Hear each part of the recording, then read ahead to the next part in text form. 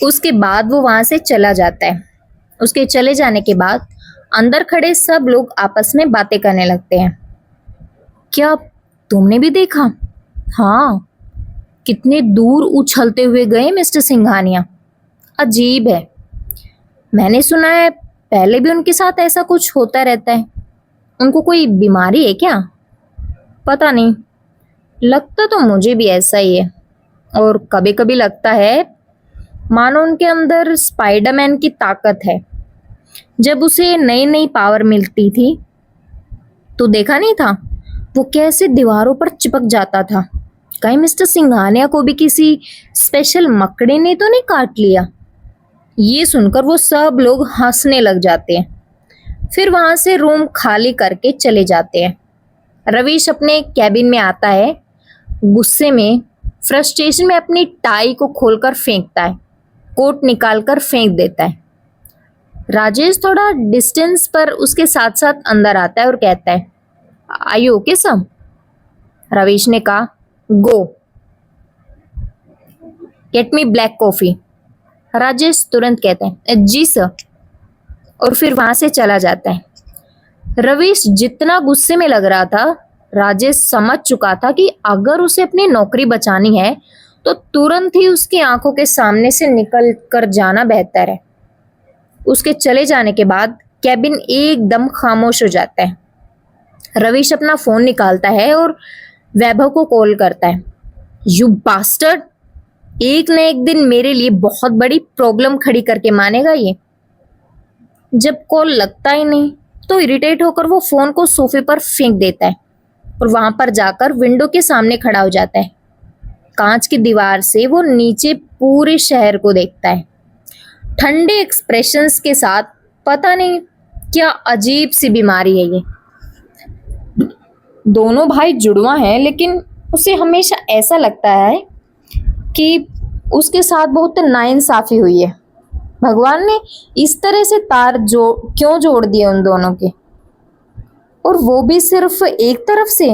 मतलब वैभव के साथ कुछ भी होता है उसका असर रवीश के ऊपर पड़ता है, लेकिन रवीश के साथ कुछ भी होता है उसका असर वैभव पर बिल्कुल नहीं पड़ता। बचपन में भी हर लड़की से लड़ाई करता था वो। स्कूल का सबसे बड़ा बुली था वो, और सबसे बड़ा प्लेबॉय भी। लड़के डरते थे उससे और लड़कियां तो उस पर मरती थी। दोनों ही चीजों के सबसे ज्यादा नुकसान सिर्फ और सिर्फ रवीश को होता था। वो फ्रस्ट्रेशन में अपने माथे को रगड़ता है और कहता है, कैसे छुटकारा मिले मुझे इस अजीब से कनेक्शन से। मैं तो परेशान हो गया हूं इससे। दूसरी तरफ वैभव इतना जोर से दीवार से टकरकर जमीन पर गिर गया कि उसकी हड्डियां हिल गई। उसने डिसबिलीव से उस लड़की की तरफ देखा, यानी कि मिमी की तरफ। मिमी बहुत घबराई हुई थी, एक कोने से सिमट कर खड़ी हो गई, बहुत डरी हुई लग रही थी। ये देखकर वैभव स्पीचलेस हो गया। उसके चेहरे पर आर यू सीरियस टाइप के एक्सप्रेशंस आ गए। इस लड़की ने अभी अभी उसे सुमो पहलवान की तरह उठाकर दूर फेंक के मारा है। What a strength man. और अब डर के ऐसे खड़ी हुई है जैसे वही उसका रेप कर रहा था। वो जैसे तैसे करके अपनी कमर, अपने शरीर को संभालते संभालते जमीन से खड़ा हुआ और 2 कदम आगे बढ़ा। मिमी ने तुरंत और भी ज्यादा कोने में सिमटकर चिल्लाकर कहा, दूर रहो, मेरे पास मत आना। क्या करने की कोशिश कर रहे थे तुम मेरे साथ? तुम मुझे दम घोट के मारना चाहते थे? वैभव स्पीचलेस हो गया। दम घोट के मारना चाहता था? सीरियसली? क्या ये लड़की दिमाग से थोड़ी क्रैक है? अरे वो तो इतना अमेजिंग किस कर रहा था इसे पता भी है उसके इस किस के लिए कितने लड़कियां अपने घुटनों पर बैठकर भीख मांगती हैं, और वो इसे किस कर रहा था। तो इसे लग रहा था कि वो उसे जान से मार रहा है। हाँ, लेकिन उसका किस होता भी तो जानलेवा है। इतना पैशनेट कि अब क्या ही किया जा सकता है। वैभव ने कहा, तुम्हारा दिमाग खराब हो गया है क्या?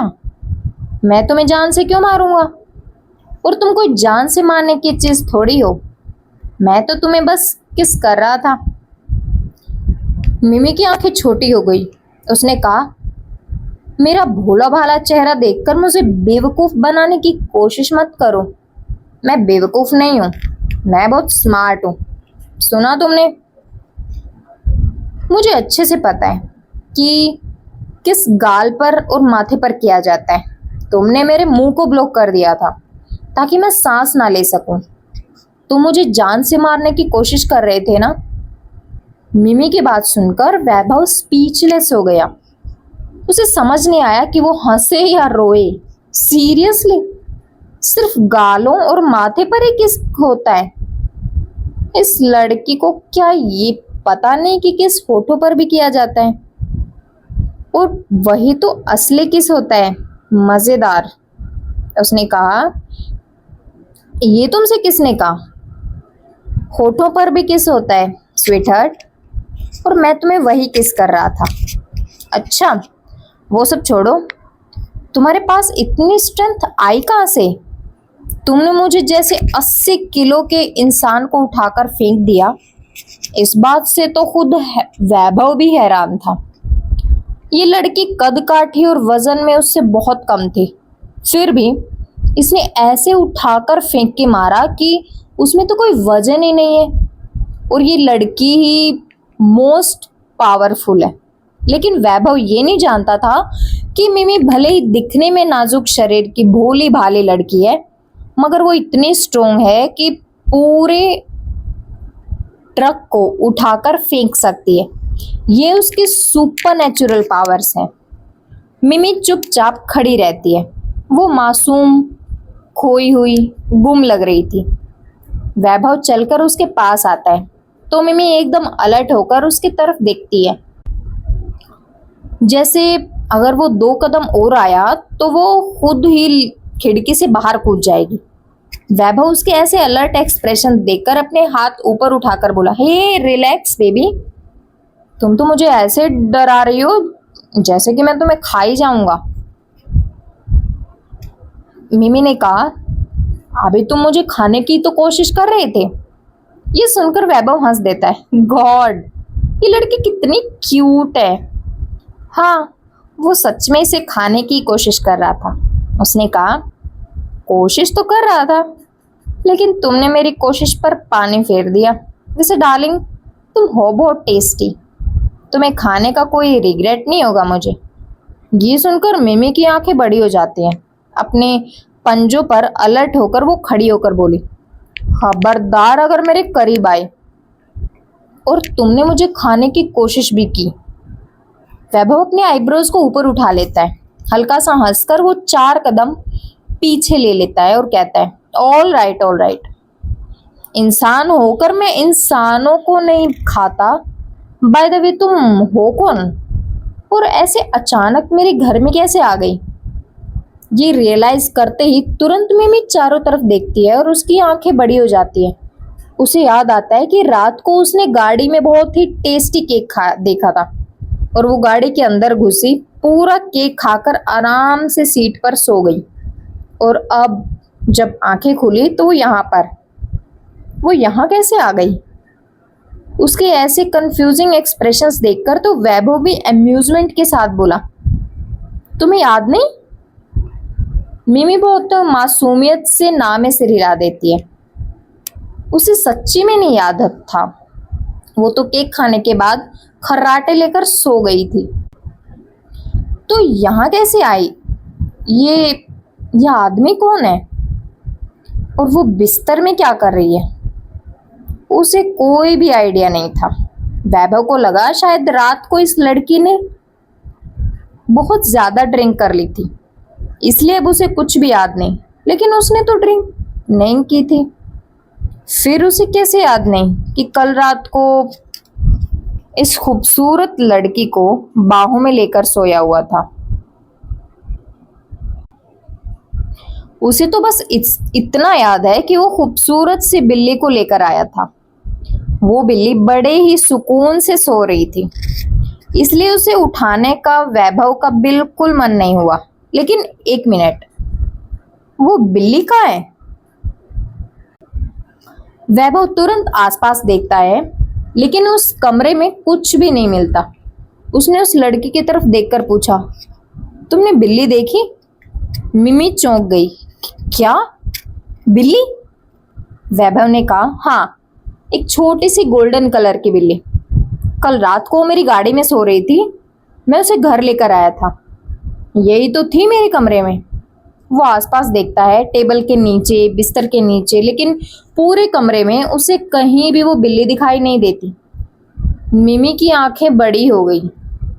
वो अपने फोन को कस के दांतों के नीचे दबा के अपने मन में चिल्लाकर बोली, अरे नहीं, तो ऐसे पहुंचे मैं यहाँ पर? मैं सो गई थी और ये मुझे उठाकर घर लेकर आ गया। थैंक गॉड, इसने मुझे बिल्ली से इंसान बनते हुए नहीं देखा। इस दुनिया के लोग कितने अजीब हैं। मुझे नहीं पता था कि यह खतरनाक है या क्या है। खतरनाक ही होगा, तभी तो सुबह सुबह मुझे जान से मारने की कोशिश कर रहा था, मुझे खाने की कोशिश कर रहा था। ये ये लोग क्या ऐसे किसी को खा भी लेते हैं? वैभव पूरे कमरे में देखता है, लेकिन उसे बिल्ली कहीं नहीं मिलती। वो अपना सर खुजाते हुए बोलता है, कहाँ चली गई? मिमी ने तुरंत हकलाते हुए आवाज में कहा, शायद वो भाग गई तुमसे डर के। वैभव मिमी की तरफ देखकर अपने आईब्रोज हल्के से ऊपर उठाकर बोला, मुझसे डर के? मैं तुम्हें इतना डरावना दिखता हूं? उसने अपनी ही तरफ उंगली की और पूछा। मिमी हाँ में अपना सर कई बार हिला देती है और कहती है, हाँ, बहुत डरावने हो तुम। वैभव स्पीचलेस हो गया। सीरियसली? वो डिसबिलीव से मिमी की तरफ देख रहा था।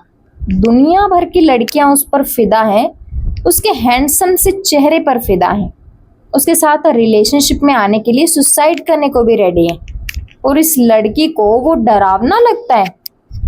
एक पल के लिए तो उसने मुंह खोला कुछ बोलने के लिए, लेकिन फिर उसे समझ नहीं आया कि वो क्या बोले।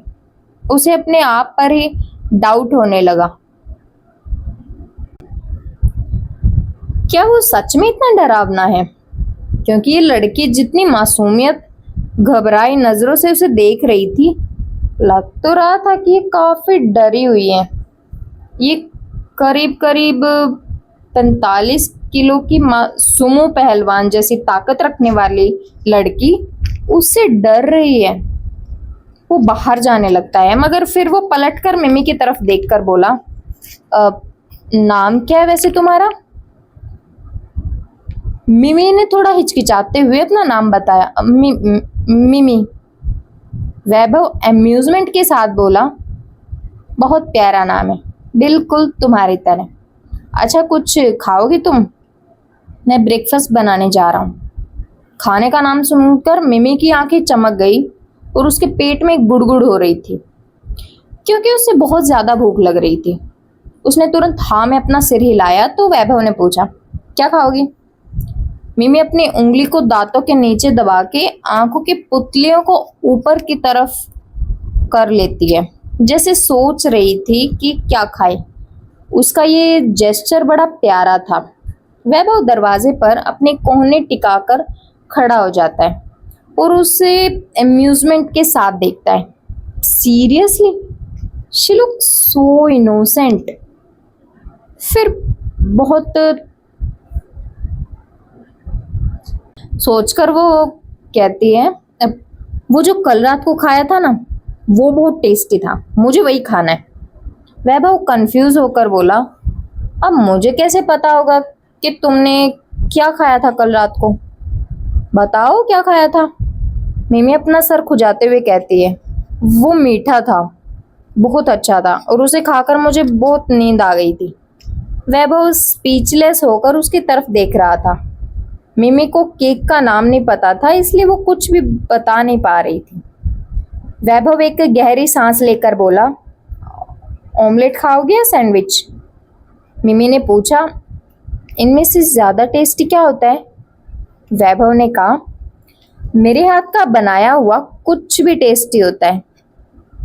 चलो फ्रेश होकर नीचे आ जाओ।